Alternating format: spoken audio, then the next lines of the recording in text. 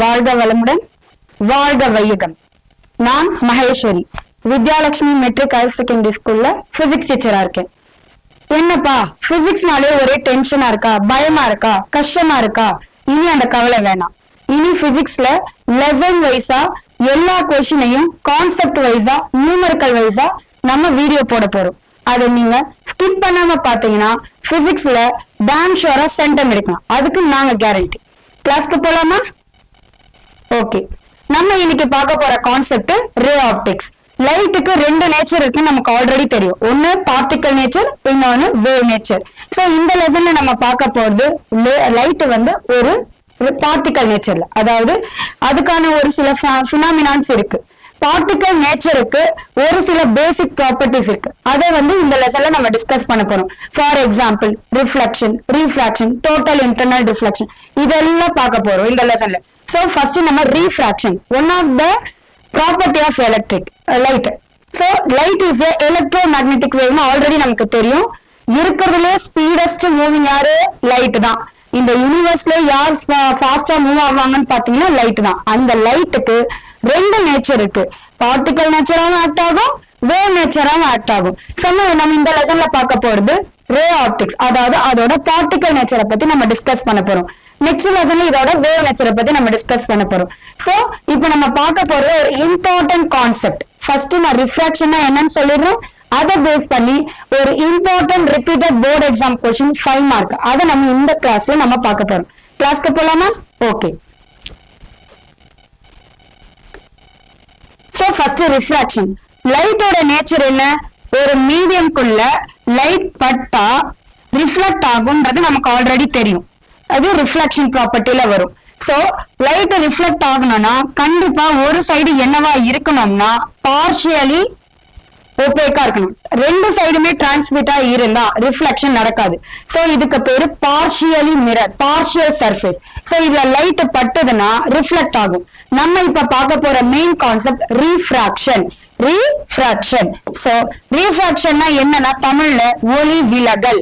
ஒளி விலகல், அதாவது அது வர வேண்டிய பாத்தை விட்டுட்டு வேற ஒரு பக்கம் டைவர்ட் ஆயிடுச்சு. அதுதான் நம்ம ரிஃப்ராக்ஷன் சொல்ல போறோம். So bending of light, bending of light, அதுதான் நம்ம என்ன சொல்ல போறோம்? ரிஃப்ராக்ஷன். சோ லைட்டோட ப்ராப்பர்ட்டில 10th ஸ்டாண்டர்ட்ல படிச்சிருப்பீங்க, light move on a straight line. ஆனா இது ஸ்ட்ரெயிட் லைன்ல போகாம அதோட நேச்சர்ல இருந்து என்ன ஆக போகுது? பெண்ட் ஆகி போக போகுது. அதுக்கான காரணங்களை இப்ப நம்ம பார்க்க போறோம். ஃபர்ஸ்ட் ரிஃப்ராக்ஷன்னா என்னன்னா ஒரு சர்ஃபேஸ்ல ஒரு லைட் படுது. அப்ப படுற அந்த பாயிண்ட் தான் நம்ம இன்சிடென்ட் ரேன்னு என்ன சொல்லுவோம்? Incident ray. உங்களுக்கு புரியுற மாதிரி சொல்லணும்னா இன்புட். சோ இன்புட், நமக்கு அவுட்புட் யாருங்க? Refracted ray. So first light incident ஆகுது ஒரு சர்ஃபேஸ்னால. அந்த சர்ஃபேஸ்ல எந்த பாயிண்ட்ல டச் ஆகுதோ அந்த பாயிண்ட் தான் நம்ம நார்மல்னு சொல்லுவோம். என்னன்னு சொல்லுவோம்? நார்மல். அது எப்பவுமே எப்படி இருக்கும்னா பெர்பெண்டிகுலரா தான் இருக்கும். சரியா? நமக்கு இந்த ரெண்டு கண்டிஷன் இருக்கு. லைட் எங்க இருந்து வருதுன்றத பொறுத்து நமக்கு ரெண்டு விதமான அவுட்புட்ஸ் கிடைக்கும். ஃபர்ஸ்ட், லைட் டென்சர்ல இருந்து ரேரருக்கு வந்தா அந்த நார்மலுக்கு தள்ளி போகும். அவுட்புட் எப்படி போகும்? தள்ளி போகும். அது ரேரர் டு டென்சர், அதாவது ரேரர் டென்சர்னா என்ன? இப்போ உங்களுக்கு புரியுற மாதிரி சொல்றேன். லிக்விடும் இருக்கு, வாட்டரும் இருக்கு. நமக்கு பார்த்தோன்னே தெரியும். ஒரு பெட்ரோல் எடுத்துக்கிறோம், ஒரு கண்டெய்னர்ல வாட்டர் எடுத்துக்கிறோம். வாட்டரை கம்பேர் பண்ணும்போது யார் நமக்கு திக்கா பாக்குறதுக்கு லுக் வைஸ் நமக்கு யார் திக்கா தெரியும்? பெட்ரோல். அப்ப அவர் என்ன அதிகம்னா அங்க டென்சிட்டி அதிகம். வாட்டர்ல டென்சிட்டி எப்படி இருக்கு? கம்மியா இருக்கு. அதாவது அந்த க்ளோஸ்னஸ் வச்சு நம்ம சொல்றோம். அதே மாதிரி லைட்டு பட்டு ரிஃப்ளெக்ட் ஆகுன்றது நமக்கு தெரியும்.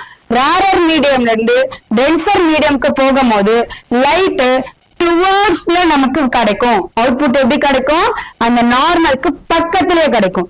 அதே டென்சர் டு ரேரருக்கு போகும்போது நமக்கு away from the normal. So surface இது இன்சிடென்ட் ஐ. சோ இங்க நம்ம என்ன வரைகிறோம்னா நார்மல். இப்ப நார்மலுக்கு இது டென்சர் டு ரேரரா இருந்தா இது எப்படி நமக்கு கிடைக்கும்னா அவுட்புட் அவே ஃப்ரம் த நார்மலா இருக்கும். அவே ஃப்ரம் த நார்மலா இருக்கும். நல்லா கவனிச்சுக்கோங்க. நார்மலுக்கும் இன்சிடென்ட்டுக்கும் உள்ள ஆங்கிள் இன்சிடென்ட் ஆங்கிள், நார்மலுக்கும் ரிஃப்ளெக்டருக்கும் உள்ள ஆங்கிள் ரிஃப்ளெக்டர் ஆங்கிள். இது இந்த லைனை நம்ம n சொல்லுவோம். இதெல்லாம் பேசிக்கா ஆல்ரெடி நம்ம 10th இருந்தே படிச்சுட்டு வரும். இமேஜ் ஃபார்மேஷன்லயும் பார்த்துட்டு வந்திருப்போம். நம்ம இப்ப இத பேஸ் பண்ணி ஒரு இம்பார்ட்டன்ட் 5 மார்க்க நம்ம பார்க்க போறோம். வேற ஒண்ணும் இல்ல, அந்த ஹெட்டிங் என்னன்னா refraction at A single spherical surface. அதாவது ரிஃப்ராக்ஷன் நடக்க போகுது எதுல, ஒரு ஸ்பெரிக்கல் சர்ஃபேஸ்ல, ஒரு ஸ்பெரிக்கல் சர்ஃபேஸ்ல. அதுவும் எப்படின்னா ஒரு சிங்கிள் சைடு, ஒரு சைடு மட்டும், ஒரு சைடு டிரான்ஸ்மிட்டடா. இதுக்கு நமக்கு 2 கண்டிஷன் தேவை. ஒண்ணு, இன்சிடென்ட் லைன் மோனோக்ரோமேட்டிக்கா இருக்கணும், அதாவது ஒரே கலரா இருக்கணும், மல்டி கலர் இருக்க கூடாது, மோனோக்ரோமேட்டிக்கா இருக்கணும். ஃபர்ஸ்ட் கண்டிஷன் என்ன, மோனோக்ரோமேட்டிக் லைட் எடுத்துக்கிறோம். ரெண்டாவது கண்டிஷன் என்னன்னா, நான் கொடுக்கிற இன்புட், அதாவது இன்சிடென்ட் ரே ரொம்ப parallel ஆக்சிஸ்க்கு பக்கத்துல இருக்கணும். அதாவது ரொம்ப ரொம்ப parallel ஆக்சிஸ்க்கு பக்கத்துல இருக்கணும், பாரலாக்சியலா இருக்கணும். ஆல்ரெடி நமக்கு தெரியும் பாரலாக்சியல் மார்ஜினல் ஆக்சியல் 2 பார்த்திருப்போம். பாரலாக்சியல்னா என்ன, பிரின்சிபல் ஆக்சிஸ்க்கு பக்கத்திலே. அதாவது நமக்கு இமேஜ் ஃபார்மேஷன்ல நமக்கு நல்லா தெரியும், இமேஜ் ஃபார்மேஷன்ல நம்ம அதை பார்த்திருப்போம். என்னன்னா ஃபர்ஸ்ட் இதுதான் ஒரு மிரர்னு வச்சிருப்போம், convex mirror or concave mirror, ஏதோ ஒரு மிரர்ல இது ஃபர்ஸ்ட் சென்டர் ஆஃப் கர்வேச்சர் வழியா போற இந்த ஆக்சிஸ்க்கு பேரு பிரின்சிபல் ஆக்சிஸ். என்ன ஆக்சிஸ், பிரின்சிபல் ஆக்சிஸ். பிரின்சிபல் ஆக்சிஸ்க்கு ரொம்ப க்ளோஸா போற ஆக்சிஸ்க்கு பேரு தான் பாரலாக்சியல். என்ன ஆக்சியல், பாரலாக்சியல்.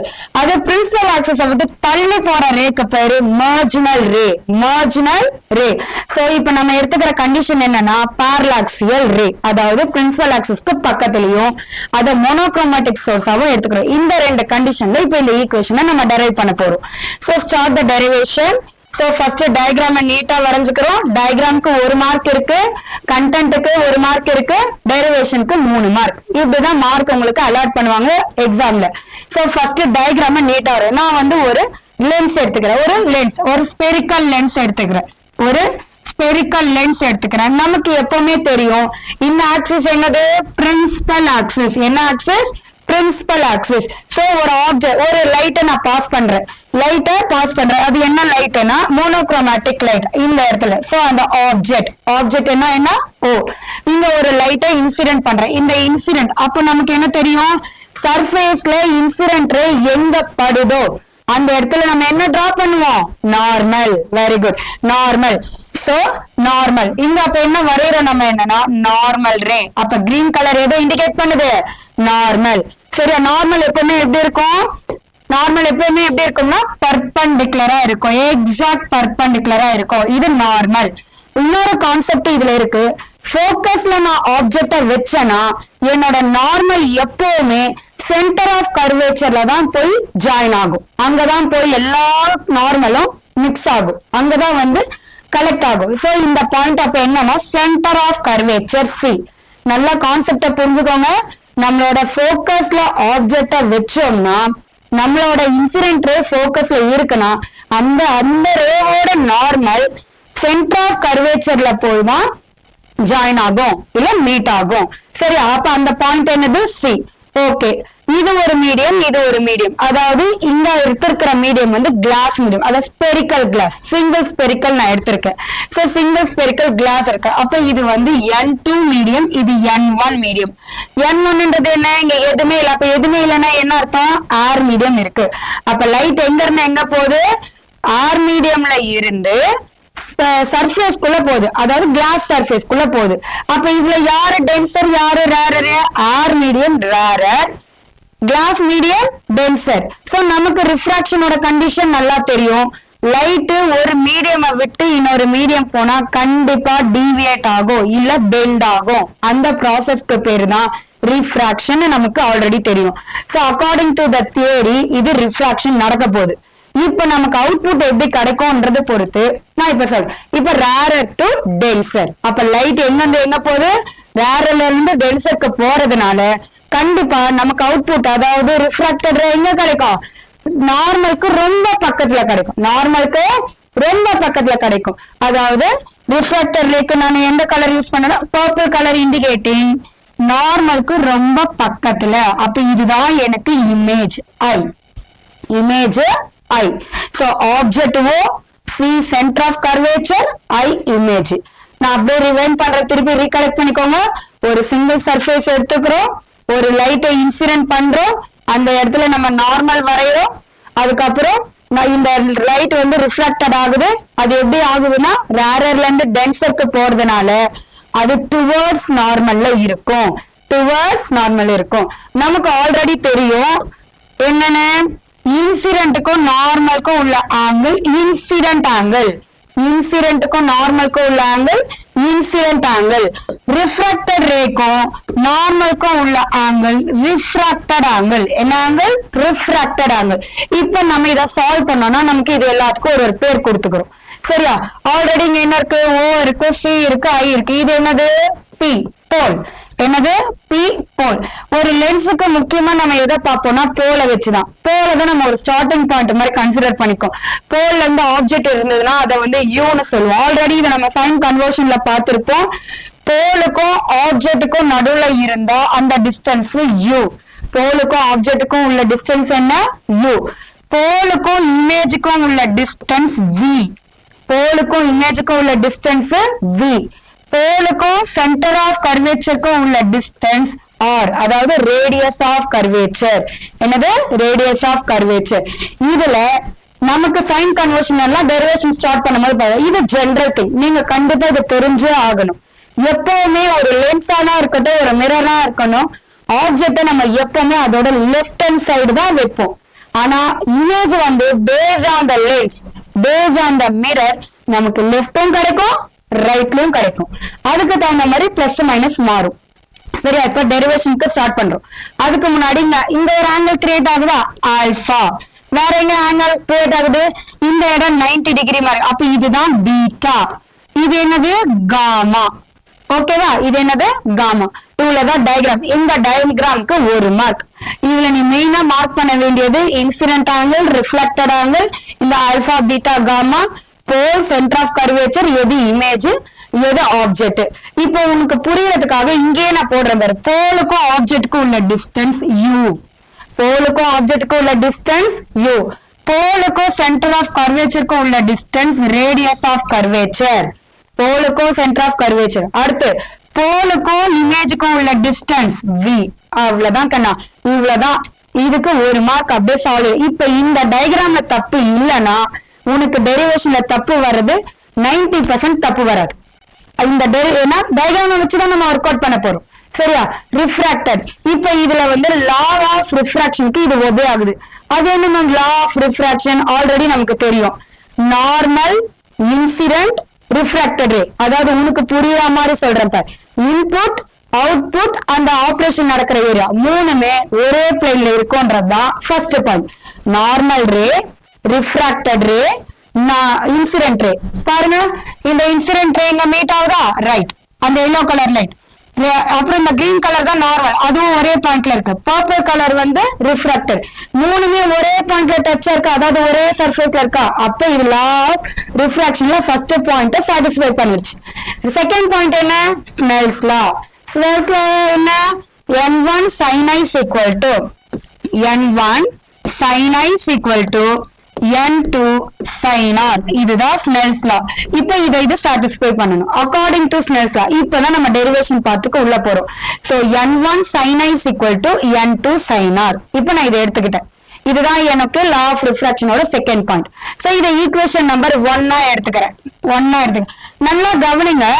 என்னோட இன்சிடென்ட் ஒரு 90 டிகிரி கூட கிடையாது. ஆமா தானே? உங்களுக்கு புரியறதுக்காக நான் இமேஜினரியா ஒரு லைன் வரையறேன் பாரு. இப்ப இங்க ஒரு லைன் வரையறேன்னா இது வந்து என்னவா ஆயிடும்? 90 டிகிரி. என்னோட அந்த எல்லோ கலர் லைட் தான் என்னோட இன்சிடென்ட். அது எப்படி இருக்கு? 90 டிகிரிக்கு உள்ளார இருக்கு. அப்ப 90 டிகிரிக்கு உள்ளார இருக்குன்னா it is intermediate of 90 degree. என்னது? Intermediate of 90 degree. அப்ப சைன் வந்து ரொம்ப ரொம்ப ரொம்ப ஆங்கிள் சின்னது. அப்போ இந்த இடத்துல நமக்கு மேக்ஸ்ல ஒண்ணு தெரியும். ஸ்மாலர் ஆங்கிள் சைன் தீட்டாவை என்னன்னு எடுப்போம்? நார்மலா தீட்டான்னு எடுப்போம். அதே கான்செப்ட் தான் இங்க நம்ம பிசிக்ஸ்ல யூஸ் பண்ண போறோம். இப்ப சைன் ஐ வந்து ரொம்ப ரொம்ப ஆங்கிள் சின்னதுன்றதுனால அதை நான் அப்ராக்சிமேட்டா ஐன்னு எடுத்துக்கிறேன். சைன் ஆரையும் அதே மாதிரி நான் எடுத்துக்கிறேன். சோ அப்ப என்னோட ஈக்குவேஷன் எப்படி மாறும்? சைன் ஐன்றது என்னவா மாறிடுச்சு? ஐயா மாறிடுச்சு. Sine n1 i is equal to n2 r. Equation number 2. இப்ப நமக்கு இதுக்கு ஐயும் ஆரும் கண்டுபிடிச்சு நம்ம இதுல சப்ஸ்டிட்யூட் பண்ணிட்டோம்னா நம்ம வேலை ஓவர். இவ்வளவுதான் சிம்பிளஸ்ட் வே. சோ இந்த டயக்ராம பேஸ் பண்ணி தான் நமக்கு இப்ப கிளாஸ் கண்டினியூஸ் இந்த டெரிவேஷன்ஸ் போகும். சோ நெக்ஸ்ட் நெக்ஸ்ட் என்ன பண்ண போறோம்னா டயக்ராம்ல இருக்க ஆங்கிள்ஸ். ஃபர்ஸ்ட் எத்தனை இதுல 3 ட்ரையாங்கிள் இருக்கு. 3 ட்ரையாங்கிள் இருக்கு. என்னென்ன நான் உனக்கு ஒரு ஈஸியா ஒரு க்ளூ கொடுத்துக்கிறேன். இன்புட் அவுட்புட், அதாவது U object image centre of curvature, இந்த 3 பத்தி தான் இந்த டயக்ராம்ல நம்ம படிக்க போறோம். சரியா? அப்ப இந்த 3 பேஸ் பண்ணி 3 ட்ரையாங்கிள் இப்ப நம்ம நோட்டீஸ் பண்ண போறோம்.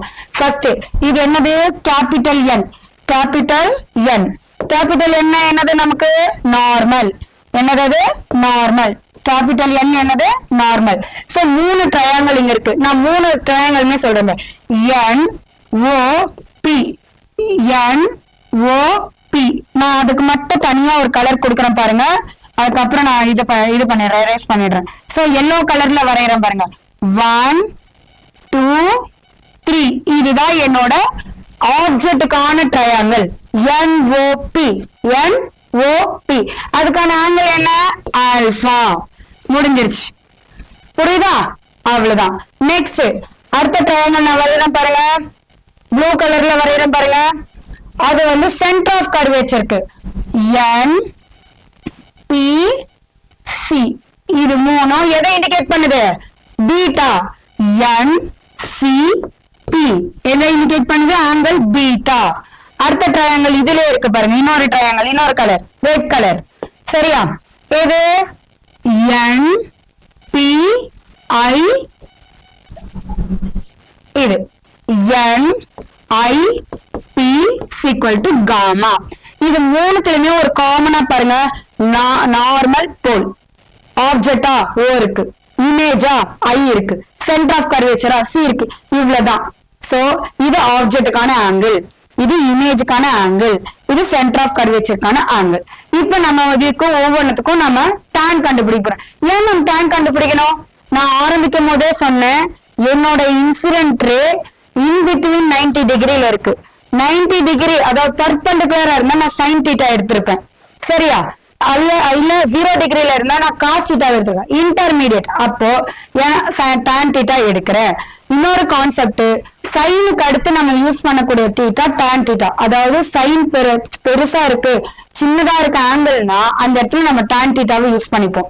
சைன் வந்து பெருசா இருந்தா சைன் தீட்டாவை யூஸ் பண்ணுவோம். Angle should be bigger means we have to take sin theta, but the angle should be smaller means definitely we won't take tan theta. சரியா? அப்ப இப்ப ஒவ்வொன்றுத்துக்கும் நம்ம tan theta கண்டுபிடிச்சிட்டோம்னா வேலை ஓவர். ஃபர்ஸ்ட் tan thetaக்கு ஜெனரல் ஃபார்முலா என்ன நமக்கு தெரியும்? tan thetaக்கு என்ன ஜெனரல் ஃபார்முலா? tan thetaக்கு என்ன general formula? Opposite by adjacent. Opposite by adjacent. ஒவ்வொரு ட்ரையாங்கிளுக்கும் நான் டான் கண்டுபிடிக்க போறேன். அப்ப tan alpha, tan beta, tan gamma.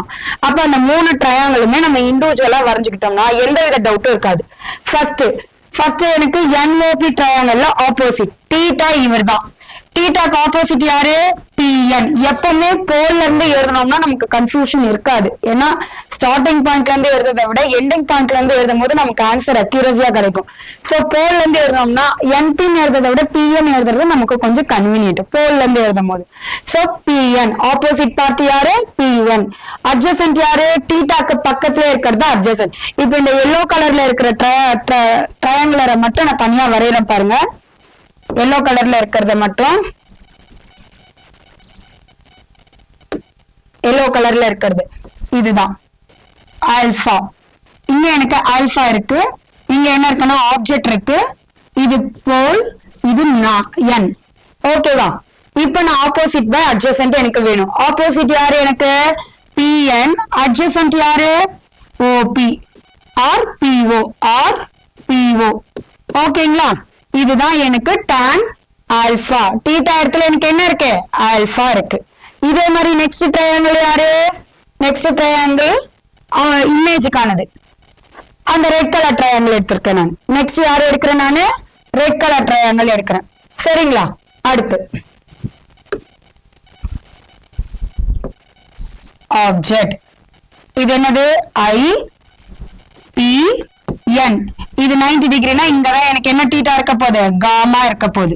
அப்போ tan gamma is equal to PN by PI. அவ்வளவுதான், முடிஞ்சிருச்சு. தீட்டா இதுனா இதுதான் ஆப்போசிட். இதுதான் என்னது adjacent. இதுதான் adjacent. நெக்ஸ்ட் ட்ரையாங்குலர் யாரு எந்த கலர்ல நம்ம டிரா பண்ணிருக்கோம் நெக்ஸ்ட் ட்ரையாங்குலர் சென்டர் ஆஃப் கர்வேச்சருக்கு அந்த ஸ்கை ப்ளூ கலர்ல நம்ம போட்டிருக்கோம் சரியா அந்த சென்டர் ஆஃப் கர்வேச்சர் நம்ம எடுத்துக்கிறோம் அடுத்து centre of curvature PNPC so இதுதான் நமக்கு ஆங்கிள் எங்க இருக்கு இங்கதான் இருக்கு பீட்டா ஓகேவா அப்ப இதுதான் NPC இது beta so tan beta is equal to PN by PC அவ்வளவுதான் இதுக்கு மேல நமக்கு சிம்பிளிஃபிகேஷன் தான் வர்க் இப்போ சேம் கான்செப்ட் தான் நம்ம யூஸ் பண்ண போறோம் நமக்கு என்ன தெரியும் தீட்டா tan தீட்டாவும் ஸ்மாலர் ஆங்கிளா இருந்தா tan தீட்டாவை என்னன்னு எழுதுவோம் ஸ்மாலர் ஆங்கிளுக்கு தீட்டான்னு எழுதுவோம் என்னன்னு எழுதுவோம் தீட்டா அப்ப tan ஆல்பாவை என்னன்னு எழுதலாம் ஆல்பான்னு எழுதலாம் அப்ராக்சிமேட்லி ஆல்பா tan பீட்டாவை என்னன்னு எழுதலாம் அப்ராக்சிமேட்லி tan பீட்டாவை பீட்டா tan காமாவை அப்ராக்சிமேட்லி காமா அப்ப இந்த வேல்யூ எனக்கு எழுதலாமா PN by PO அப்ப பீட்டாவோட value PN by PC PN by PI அவ்வளவுதான் இப்ப நமக்கு answer okay alpha beta gamma கண்டுபிடிச்சாச்சு ஆனா இது எதுவுமே நம்ம क्वेश्चनல கிடையாது ஏன் நம்மளோட ஈக்குவேஷன்ல பாருங்க நம்ம என்ன கண்டுபிடிக்கணும் N1I is equal to N2R அப்ப நமக்கு தேவையான ரோல் யாரு ஐயும் ஆரும் தான் அப்ப அதை இப்ப கண்டுபிடிக்க போறோம் சோ இந்த டயக்ராம்ல பாருங்க நிறைய ஆங்கிள்ஸ் இருக்கு ஆல்பா பீட்டா காமா ஐ ஆர்னு இருக்கு சோ நமக்கு தேவை ஐயும் ஆரும் தான் சோ ஐ வந்து இப்ப உங்களுக்கு மேக்ஸ்ல ஒண்ணு தெரியும் interior sum of interior angles equal to exterior angle இது எல்லாருக்குமே தெரிஞ்சிருக்கும் ஏன்னா நம்ம பயோ மேக்ஸ் இல்ல கம்ப்யூட்டர் மேக்ஸ் குரூப்ல நல்லா இது சொல்லிருப்பாங்க maths teachers so interior angle is equal to exterior angle is equal to sum of interior angle so I அப்ப அந்த டயக்ராம பாருங்க இந்த டயக்ராம்ல ஃபர்ஸ்ட் டயக்ராம் இப்ப நான் ஒரு கலர் வரையறேன் பாருங்க அது வெறும் ஆங்கிளுக்கு மட்டும் என்ன கலர் வரையலாம் நம்ம சாண்டல் ஓகேவா நான் டிரா பண்ற லைன் மட்டும் பாருங்க 1 2 3 சரியா இதுக்குள்ள ரெண்டு ஆங்கிள் இருக்கு ஆல்பா பீட்டா அப்ப இதுதான் சம் ஆஃப் இன்டீரியர் இது யாருக்கு ஈக்குவலா இருக்கும் வெளியில இருக்கிற ஐ அதாவது எக்ஸ்டீரியர் ஆங்கிளுக்கு அப்ப நான் என்ன எழுதலாம் I is equal to alpha plus beta I is equal to alpha plus beta next யாரு எந்த ட்ரையாங்கிள் எனக்கு R வேணும் R யாரு இது அவர் R வந்து இன்டீரியர்ல இல்ல அவர் எக்ஸ்டீரியர்ல இருக்காரு சரி இருந்தாலும் நம்ம கால்குலேட் பண்றோம் இந்த ட்ரையாங்கிள் எடுக்கிறேன் பாரு அடுத்து நமக்கு R வேணும் அடுத்து 1 2 3 இப்ப இதுல யாரு இருக்கிறது 1 2 3 நான் டாட் வச்சிருக்கேன் பாருங்க 1 2 3 இதுல யார் வெளியில இருக்கிறது பீட்டா உள்ள யார் இருக்கிறது ஆரும் காமாவும் அப்ப R plus gamma is equal to beta R plus gamma is equal to beta so R plus gamma is equal to beta நமக்கு என்ன வேணும் R தான் வேணும் அப்ப காமாவை இங்க அனுப்பிடுறோம் R is equal to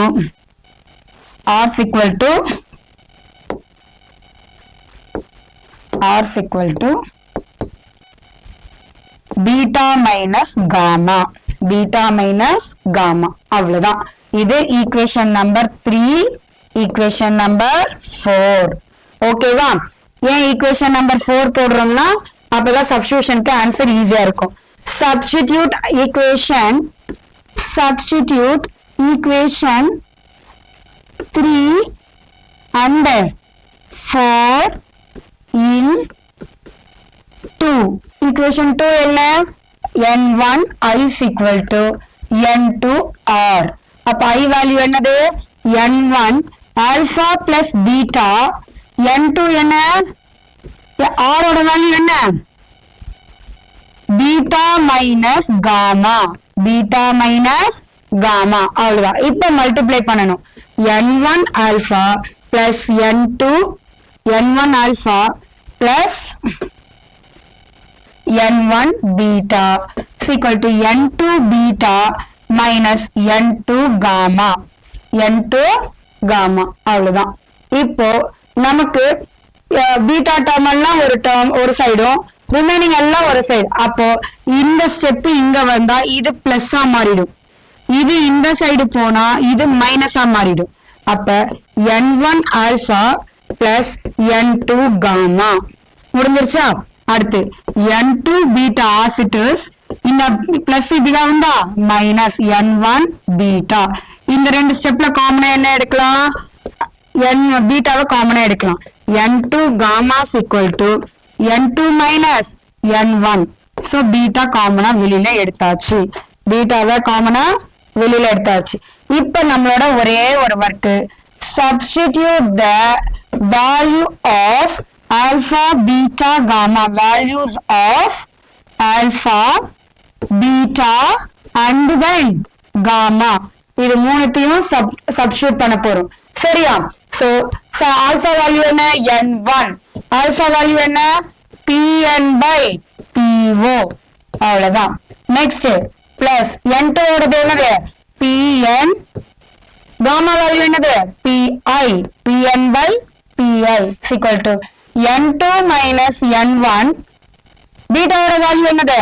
pn by pc. அவ்வளவுதான். இப்ப இது மூணுக்குலயுமே காமனா pn இருக்கு, வெளியில எடுத்துடலாம். so n1 1 by po plus n2 1 by pi. ஓகேவா? காமனா நான் pn வெளியில எடுத்துட்டேன். அவ்வளவுதான். Next n2 minus n1 pn by pc. so இந்த pn அந்த pn கேன்சல் பண்ணிடலாம். கேன்சல் ஆயிடுச்சு. அவ்வளவுதான். இதுவும் அதுவும் கேன்சல் ஆயிடுச்சு. pn கேன்சல் ஆயிடுச்சு. pn அவ்வளவுதான். கேன்சல் பண்ணிடுறோம். pn cancel. அவ்வளவுதான். ரிமைனிங் டேர்ம் எழுதலாமா? அவ்வளவுதான். ரிமைனிங் டேர்ம் என்ன? n1 by po இல்ல 1 by po கூட வச்சுக்கலாம், ஒன்னும் ப்ராப்ளம் இல்ல. 1 by po, n2 by pi, n2 minus n1 by pc. இப்பதான் நம்ம அந்த சைன் கன்வர்ஷனுக்கு வரும். p1 என்னன்னு பார்த்திருக்கோம் ஆல்ரெடி. நம்ம இந்த ஈக்குவேஷனை திரும்ப எழுதிக்கிறோம் பாரு. n1 by po, n1 by po plus n2 by pi is equal to n2 minus n1 by pc. நமக்கு நல்லா தெரியும், போலுக்கும் ஆப்ஜெக்ட்டுக்கும் உள்ள டிஸ்டன்ஸ் u, போலுக்கும் இமேஜுக்கும் உள்ள டிஸ்டன்ஸ் v, போலுக்கும் சென்டர் ஆஃப் கர்வேச்சருக்கு உள்ள டிஸ்டன்ஸ் r. இப்போ டயக்ராம் மெயின் டயக்ராம்க்கு பார்க்கலாமா? மெயின் டயக்ராம்ல பாருங்க, என்னோட ஆப்ஜெக்ட் சர்ஃபேஸுக்கு லெஃப்ட்ல இருக்கு. அப்ப யூக்கு நெகட்டிவ். எப்பவுமே லென்ஸா இருக்கட்டும் மிரரா இருக்கட்டும் ஆப்ஜெக்ட் லெஃப்ட் ஹேண்ட் சைடு தான் வைப்போம். அப்ப அதுக்கு மைனஸ் தான். ஆனா இமேஜ் எனக்கு எந்த சைடு கிடைச்சிருக்கு? Right hand side. அப்ப ஆர் வந்து எனக்கு வி வந்து பிளஸ். வி பிளஸ்னா ஆர் என்ன இருக்கு பாரு, ரைட் ஹேண்ட் சைடு தான் நமக்கு இருக்கு. சோ ஆர் என்ன சிம்பிள் தான் பிளஸ். ஒண்ணும் இல்லடா கண்ணா, இத வந்து ஒரு கிராஃப் மாதிரி கன்சிடர் பண்ணிக்கோங்க. கிராஃபா சென்டர் பாயிண்ட் 0, ரைட்ல போனா பிளஸ், லெஃப்ட்ல போனா மைனஸ். இப்போ இதுதான் 0. ரைட்ல இருக்கிறது எல்லாத்துக்கும் பிளஸ், லெஃப்ட்ல இருக்கிறது எல்லாத்துக்கும் மைனஸ். லெஃப்ட்ல இமேஜ் இருக்கா ஆப்ஜெக்ட் இருக்கா? ஆப்ஜெக்ட் இருக்கா, அப்ப மைனஸ். இல்ல ரைட்ல பாருங்க, ஆரும் ரைட்ல தான் இருக்கு, ஐயும் ரைட்ல தான் இருக்கு, அப்ப அது ரெண்டுத்துக்குமே பிளஸ். அவ்வளவுதான் சைன் கன்வர்ஷன். அவ்வளவுதான் ஈஸி. கிராஃப் ஞாபகம் வச்சுக்கினா ஈஸி. சரியா? இப்ப இந்த வேல்யூ சப்ஸ்டிட்யூட் பண்ணலாம். அப்ப யூக்கு என்ன சிம்பிள்? மைனஸ். அப்ப n1 by minus u plus n2 by v, n2 minus n1 by r, n2 by r. அவ்வளவுதான். இப்ப இந்த சிம்பிள் எப்படி மாறும்? Minus n1 by u plus n2 by v is equal to n2 minus n1 by r. அடுத்து எப்பவுமே plus இருக்கிறதா நம்ம first எழுதுவோம், ஆமாவா? அப்ப இத first எழுதிடும். n2 by v minus n1 by u is equal to n2 minus n1 by r. இதுதான் உனக்கு சிங்கிள் ஸ்பெரிக்கலுக்கான மெயின் ஈக்குவேஷன். இந்த ஈக்குவேஷனுக்கு மட்டுமே ரொம்ப ரொம்ப இம்பார்ட்டன்ட். ஏன் அவ்வளவு சொல்றேன்னா, இப்ப இதை வச்சுதான் நெக்ஸ்ட் நம்ம சால்வ் பண்ண போற லென்ஸ் மேக்கர் ஃபார்முலான்னு ஒரு ரொம்ப இம்பார்ட்டன்ட் கான்செப்ட் பார்க்க போறோம். அதுக்கு இவர் தான் மெயினே. இவரை தான் எடுத்துட்டு போய் அங்க நம்ம போட்டோம்னா தான் அந்த டெரிவேஷனை நம்மளால சால்வ் பண்ண முடியும். சோ இந்த ஈக்குவேஷன் ரொம்ப ரொம்ப ரொம்ப இம்பார்ட்டன்ட். சரியா? இதோட நிறுத்திட்டா நமக்கு 4 மார்க் தான் கொடுப்பாங்க. சரியா? சோ என்ன மேம் பண்ணணும்? அந்த கடைசி ஒரு மார்க்குக்கு ஒன்னும் இல்ல, நம்ம n1 n2ன்றது என்னது? ரிஃப்ராக்டிவ் இண்டெக்ஸோட refractive index of the medium. அது நல்லா நமக்கு தெரியும். இங்க நம்ம 2 மீடியம் பத்தி தான் பேசணும். யார் யாரு? மெயின் டயக்ராம்ல பாருங்க, யார் யாரு? n1ன்றது ஆர் மீடியம், n2ன்றது கிளாஸ் மீடியம். நமக்கு எப்பவுமே என்ன தெரியும்? n1 அதாவது ஆர் மீடியமோட ரிஃப்ராக்டிவ் இண்டெக்ஸ் 1. ஆர் மீடியமோட ரிஃப்ராக்டிவ் இண்டெக்ஸ் 1. அப்ப n1 ஓட வேல்யூ நமக்கு இங்க என்னது? 1. n1 வந்து 1 ஆயிடுச்சுன்னா n2 நமக்கு என்ன? n ஆயிடும். அப்ப அந்த வேல்யூ சப்ஸ்டிட்யூட் பண்றோம். n2க்கு பதிலா n by v minus 1 by u n2 n minus 1 by r. அவ்வளவுதானா கண்ணா? இவ்வளவுதான். இப்படியேதான் நம்ம டயக்ராம மட்டும் தெளிவா போட்டுட்டோம்னா இந்த கொஸ்டின் மாதிரி ஈஸியான கொஸ்டின் எதுவுமே கிடையாது. சோ ரே ஆப்டிக்ஸை பொறுத்த வரைக்கும் டயக்ராமுக்கு ரொம்ப ரொம்ப ரொம்ப இம்பார்ட்டன்ட். டயக்ராம பேஸ் பண்ணி தான் நம்ம எல்லாமே செய்வோம். டயக்ராம்லயே மிஸ்டேக்ஸ் வந்துருச்சுன்னா நமக்கு டெரிவேஷன் அங்கேயே ஸ்டக் ஆயிடும். அதனால டயக்ராமுக்கு ரொம்ப இம்பார்ட்டன்ட் கொடுங்க. டயக்ராம தெளிவா வரைஞ்சு பார்க்கணும். இதுல எதுனா டவுட் இருந்தா எனக்கு கமெண்ட் பண்ணுங்க, நான் எக்ஸ்பிளைன் பண்றேன். தேங்க்யூ.